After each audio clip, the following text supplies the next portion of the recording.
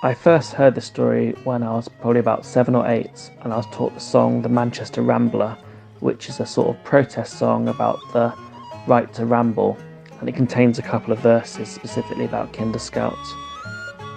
I've been over Snowdon, I've slept up on Crowdon, I've camped by the Wainstones as well. I've sunbathed on Kinder, been burned to a cinder. So, the Kinder Scout Mass Trespass was a protest that happened in 1932, where hundreds of working people decided that they were going to break the law in order to go walking on Kinder Scouts. And Kinder Scout's the highest peak in the Peak District, but at the time it was owned by the Duke of Devonshire, who, is an aristocrat and a large landowner, and he refused to allow people to go walking on his land. And this came in the context of this being a problem not just on Kinder Scout, but across the Peak District and across the country, where the vast majority of the land was privately owned and the landowners didn't allow people to go walking on it. And you have to remember also that national parks that we have today didn't exist yet in the UK, so there's no national parks for people to go walking in.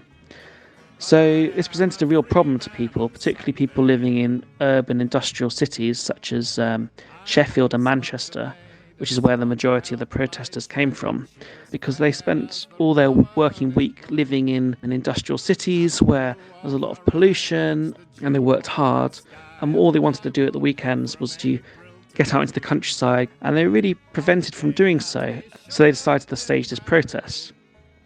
And the Duke of Devonshire, like lots of landlords, hired gamekeepers to try and keep people off his land. And so the protesters knew this. And so they developed a tactic where they were going to approach Kinder Scout from several different directions at once to make it much harder for the gamekeepers to try and stop them. And this essentially worked really well.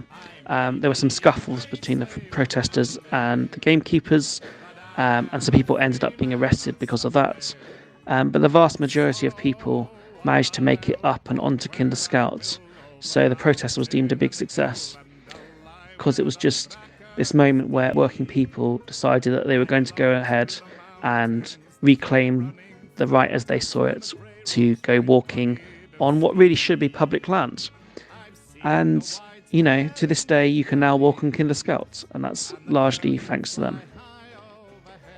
It's a great example of reclaiming a very, very, very basic human right, which is the right to walk in the countryside in places near you.